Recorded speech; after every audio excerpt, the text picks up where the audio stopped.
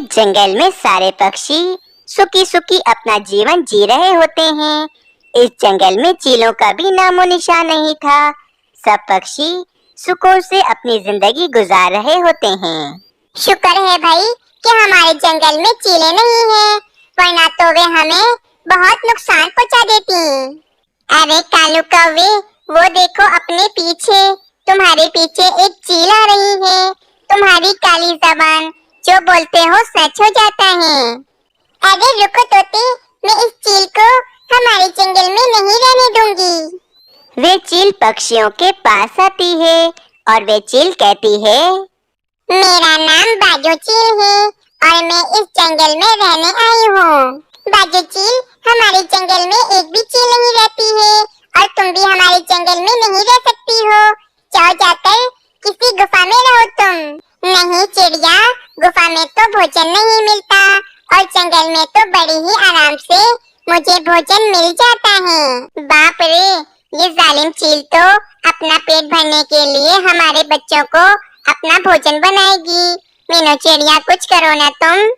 अरे नहीं नहीं तोते, मैं तुम सब पक्षियों के बच्चों को नहीं खाऊंगी, क्योंकि मैंने हमेशा से ही तुम पक्षियों जैसा भोजन खाया है। मैंने तो आज तक कभी भी किसी भी पक्षी का मांस नहीं खाया है और मुझे पक्षियों का मांस बिल्कुल भी पसंद नहीं है। नहीं नहीं पक्षियों, इस चील की बातों पर बिल्कुल भी यकीन मत करना। ये चीलें बहुत ज्यादा शातिर होती हैं। ये जरूर हमारे बच्चों को नुकसान पहुंचाएगी। अरे नहीं बुलबुल, मुझे तो ऐसा लग रहा है कि शायद ये चील हमसे बिल्कुल सच कह रही है। इसने कभी भी पक्षियों का मांस नहीं खाया होगा। अगर ये चील हमारे जंगल में रहेगी और अगर मैंने इस चील से पक्की वाली दोस्ती कर ली, तो सब पक्षी मुझसे डरेंगे और मीनू चिड़िया के बजाय सब पक्षी मेरी ही बात मानेंगे। बाजू चील, मेरे पति तो दूसरे जंगल गए हुए हैं और अगर तुम हमारे जंगल में रही तो तुम मेरे मानव चिड़े का बड़े ही आसानी से शिकार कर लोगी। मीनू चिड़िया, हम सब पक्षी हमेशा से ही दूसरे पक्षियों की मदद करते हुए आ रहे हैं और हमने कभी भी किसी भी पक्षी को अपने जंगल से बाहर नहीं निकाला है। मुझे लगता है कि ये चील एकदम सच कह रही है। अगर ये बाजू चील हम सब पक्षियों की दोस्त बन जाए तो फिर कोई दूसरी चील हमारे जंगल पर हमला करने के बारे में सोचेगी भी नहीं। पक्षियों, मुझे बस कुछ दिन रखकर देख लो, मैं किसी भी पक्षी को नुकसान नहीं पहुंचाऊंगी। बाजू चील, मैं सिर्फ और सिर्फ कालू कौवे के कहने पर तुम्हें इस जंगल में रहने की इजाजत दे रही हूँ। पक्षियों, क्या तुम सब मेरे फैसले पर राजी हो? मीनू चिड़िया, चलो, अब कालू कौवा इतना कह रहा है तो इस चील को हम अपने जंगल में रख ही लेते हैं। फिर बाजू चील एक पेड़ पर खाली घोंसला देखकर उस पेड़ पर रहने लगती है। अगले दिन बाजू चील सब पक्षियों को जमा कर उन पक्षियों से कहती है, पक्षियों, मैंने आज रात को तुम सबकी दावत रखी है। तुम सबको जरूर आना है। तुम सबकी तरह मुझे भी गंदम चावल और दालें खाना बहुत पसंद है। ठीक है बाजू चील, आज रात को हम सब पक्षी तुम्हारी दावत में आ जाएंगे। रात हो जाती है। सारे पक्षी चील की दावत में आ जाते हैं। चील बड़े ही मजे से पक्षियों का भोजन खा रही होती है। अरे वाह कालू कौवे, तुमने तो इस चील के बारे में बिल्कुल सही सोचा था। ये बाजू चील तो वाकई हमारे जैसा भोजन खाती है। हाँ मीनू चिड़िया, ये बाजू चील बहुत अच्छी है। इसे तो हमारे जंगल में ही रहना चाहिए और अगर ये हमारे जंगल में रहेगी तो बाकी चीलों से भी हम सब पक्षी बचे रहेंगे। हम सब पक्षियों ने देख लिया है कि तुम बहुत ज्यादा अच्छी चील हो। तुम हमें कभी भी नुकसान पहुंचाने के बारे में सोच भी नहीं सकती हो। इसीलिए हम सब पक्षियों ने ये फैसला किया है कि आज से तुम हमारे इस जंगल में रहोगी। शुक्रिया पक्षियों, मैं अपना वचन कभी नहीं तोड़ूंगी और हमेशा तुम सब पक्षियों की रक्षा करूंगी। अगले दिन कालू कौवा और बाजू चील बैठे बातें कर रहे होते हैं। बाजू चील, सारी चीलों को पक्षियों का मांस बहुत पसंद होता है, तो तुम भी तो एक चील ही हो ना। मुझे मीनू चिड़िया बिल्कुल भी पसंद नहीं है। अगर तुम मीनू चिड़िया का बेटा मानो चिड़ा और जंगल के कुछ पक्षियों के बच्चों को खा लो और बस मेरे राजू कौवे को छोड़कर तुम्हें जिस पक्षी का शिकार करना है करो, मैं तुम्हारा शिकार करने में साथ दूंगा। कालू कौवे, आइंदा ऐसी बात ना करना, मैं कभी अपना वचन नहीं तोड़ सकती। वे सब पक्षी मुझे अपनी जान से भी ज्यादा प्यारे हैं। ये सब सुनकर कालू कौवा बहुत ज्यादा गुस्से में वहाँ से चला जाता है। फिर ऐसे ही 1 महीना गुजर जाता है और सब कुछ अच्छा भला चल रहा होता है। परंतु एक दिन, हाय रे मेरा बच्चा रात से कहाँ चला गया है? मैं तो बहुत छोटा था, उसे तो उड़ना भी नहीं आता था। आखिर कहीं किसी पक्षी ने मेरे मासूम बच्चे को अपना शिकार तो नहीं बना लिया ना? बुलबुल बहन, हमारे जंगल में कोई सांप या फिर खूंखार चील नहीं है जो रात को तुम्हारे बच्चे को ले गई होगी। और बाजू चील तो हम सब पक्षियों से बहुत प्यार करती है। बुलबुल बहन, बाजू चील को अगर हमारे नन्हे पक्षियों को खाना होता तो वे हमारे सामने भी खा सकती थी, तो वे भला छुपकर ऐसा काम क्यों करेगी? हाँ तोते, बाजू चील ऐसा नहीं कर सकती है, यकीनन किसी और पक्षी का काम है ये। कुछ देर बाद बाजू चील भी वहाँ पर आ जाती है। अरे पक्षियों, मैंने अभी इस जंगल में एक बहुत बड़ा सांप देखा है। कहीं बुलबुल के बच्चे को उस सांप ने तो नहीं खा लिया ना? फिर सारे ही पक्षी इस सांप से बहुत ज्यादा डर जाते हैं। बस फिर क्या था, अब तो रोजाना ही किसी न किसी पक्षी का बच्चा गायब हो रहा था। मीनू चिड़िया काफी ज्यादा परेशान हो जाती है। बस फिर वहीं पर बाजू चील भी आ जाती है। मीनू चिड़िया, मैंने उस सांप को बहुत ढूंढा, ना जाने वे दुष्ट सांप कहाँ चला गया है। एक बार वे सांप मुझे मिल जाए, उसे तो मैं जान से ही मार दूंगी। तभी मीनू चिड़िया की नजर बाजू चील के परों पर पड़ती है। बाजू चील के परों पर लाल लाल खून लगा हुआ था। चलो मीनू चिड़िया, बस मैं तुम्हें यही बताने आई थी, मैं चलती हूँ। ये कहकर वे बाजू चील वहाँ से चली जाती है। मीनू चिड़िया को अब बाजू चील पर थोड़ा शक होने लगा था, इसीलिए वे कालू कौवे के पास जाती है। मीनू चिड़िया, ये तुम क्या कह रही हो? बाजू चील के परों पर खून लगा हुआ था। मुझे तो ऐसा ही लग रहा है कि बाजू चील ही हमारे जंगल के नन्हे पक्षियों को मारकर खा रही होगी। पर कालू कौवे, हमारे पास अभी कोई पक्का सबूत नहीं है। हम चील पर ऐसे इल्जाम नहीं लगा सकते हैं। हमें किसी भी तरह ये बात पता लगानी होगी कि ये सब कुछ कहीं बाजू चील तो नहीं कर रही है ना? कालू कौवे, तुम एक काम करो, तुम बाजू चील के अलावा सब पक्षियों को छुपके से मेरे घोंसले में बुला कर ले आओ। ठीक है मीनू चिड़िया, मैं बाजू चील के अलावा सब पक्षियों को बुला कर लाता हूँ। फिर कालू कौवा सब पक्षियों को बुलाने के लिए चला जाता है। कुछ देर के बाद सभी पक्षी कालू कौवे के घोंसले में आ जाते हैं और मीनू चिड़िया सभी पक्षियों को चील की बात बताती है।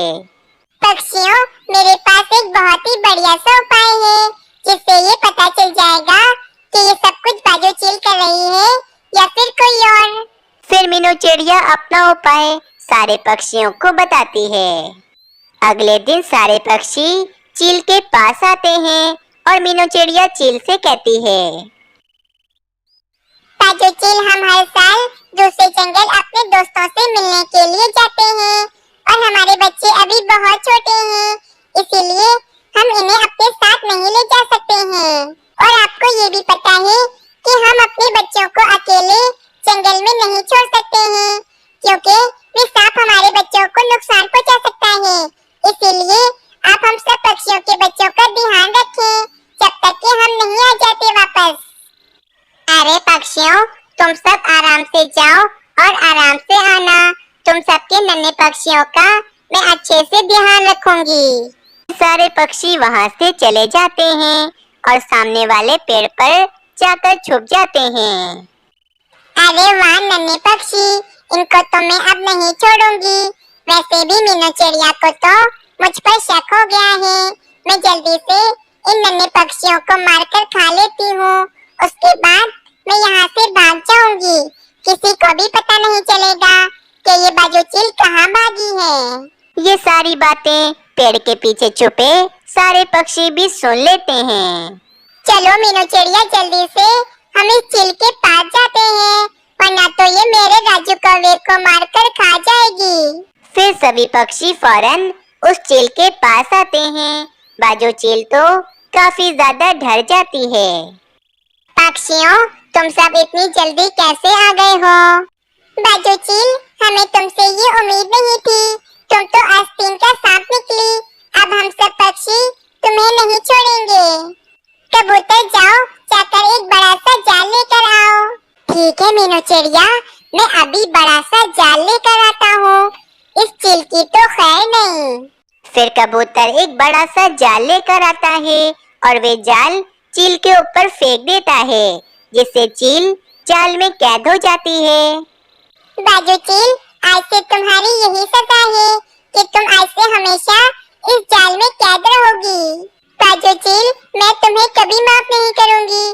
तुम मेरे मासूम बच्चे की कातिल हो। फिर इस तरह बाजू चील को अपनी गलती की सजा मिल जाती है। इस कहानी से हमें ये सीख मिलती है कि हमें कभी भी किसी अनजान पर भरोसा नहीं करना चाहिए। ये कहानी एक कालू कौवे की है, जिसे झूठ बोलने की आदत पड़ी हुई थी। वे हर समय झूठ बोलता रहता था। कालू कौवे को झूठ बोलने में बहुत ही ज्यादा मजा आता था, इसीलिए वे कालू कौवा हर समय झूठ बोलता रहता था। मुझे मजा नहीं आ रहा है, क्योंकि सुबह से अब तक मैंने एक बार भी झूठ नहीं बोला है।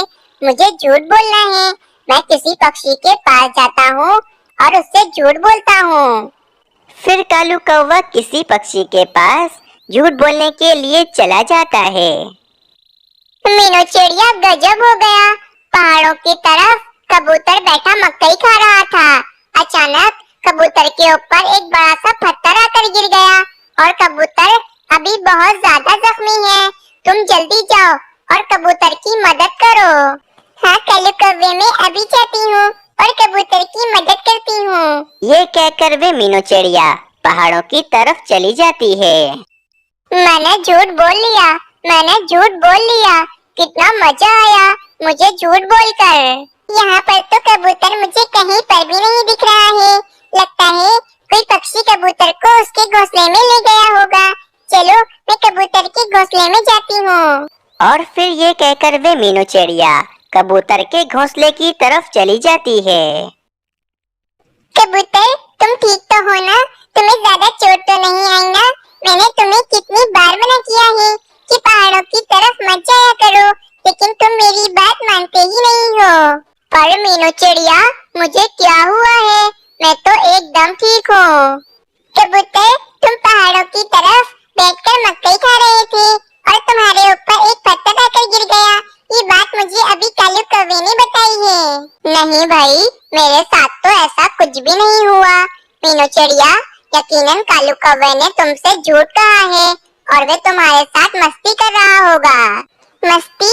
ये कालू कौवा मस्ती क्यों करेगा?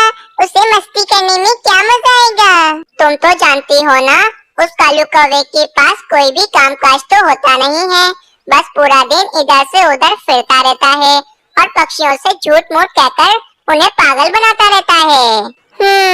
कबूतर, तुम ठीक कह रहे हो। वे कालू कौवे ने मेरे साथ मस्ती ही की होगी। चलो अब मैं चलती हूँ।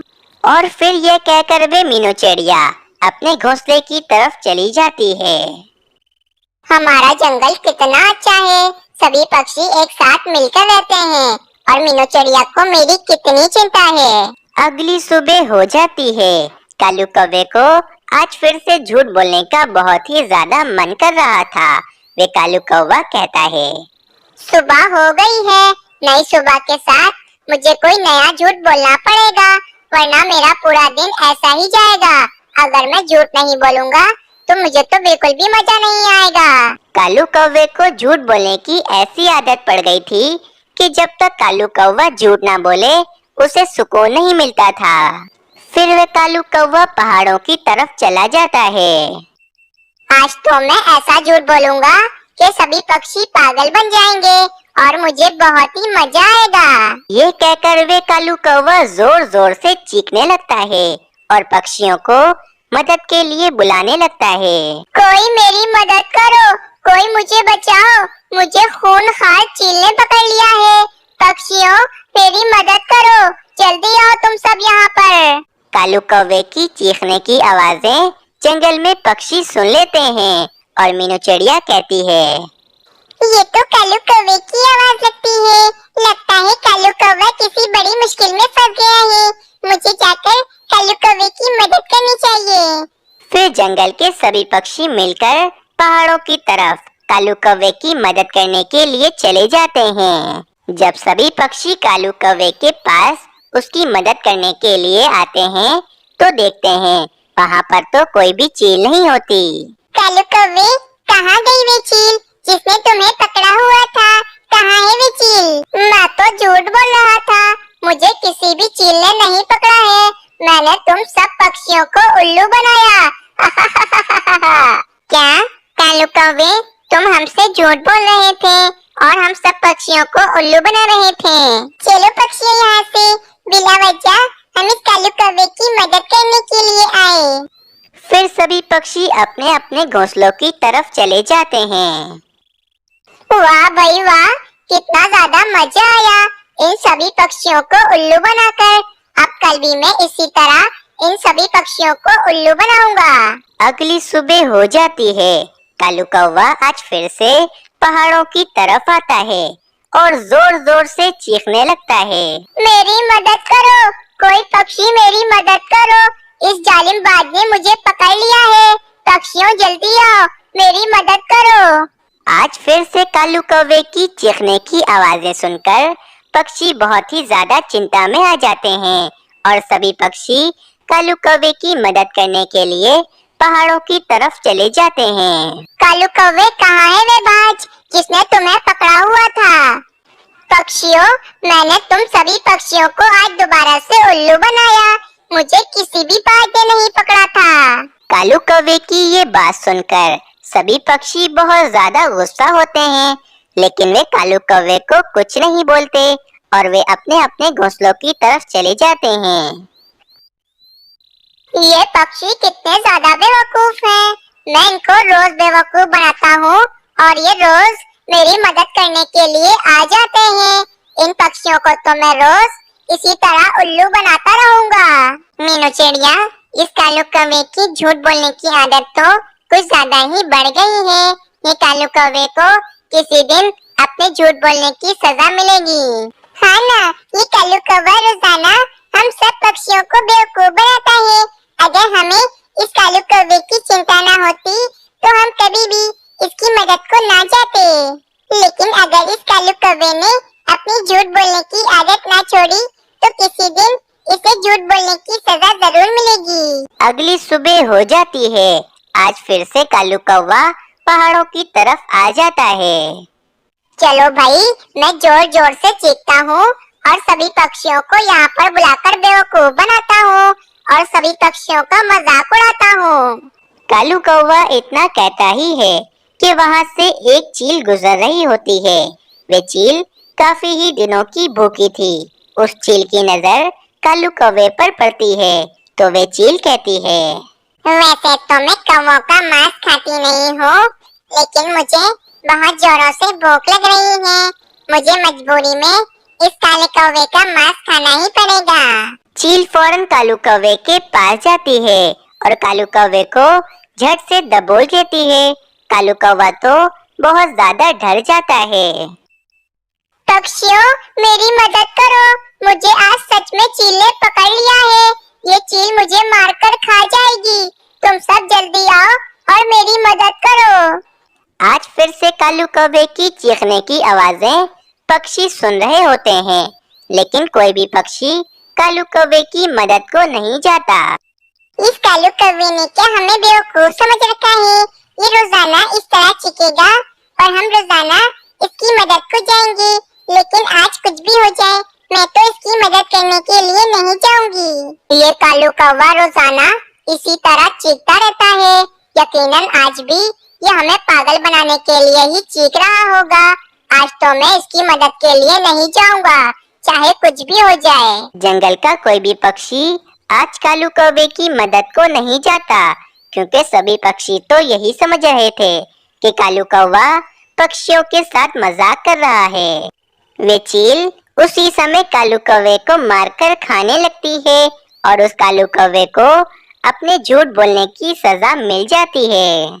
दोस्तों, इस कहानी से हमें ये सीख मिलती है कि हमें अपनी जिंदगी में कभी भी झूठ नहीं बोलना चाहिए, क्योंकि इस तरह दूसरे इंसान का हम पर से विश्वास उठ जाता है और वे हमारी बात पर बिल्कुल भी यकीन नहीं करता।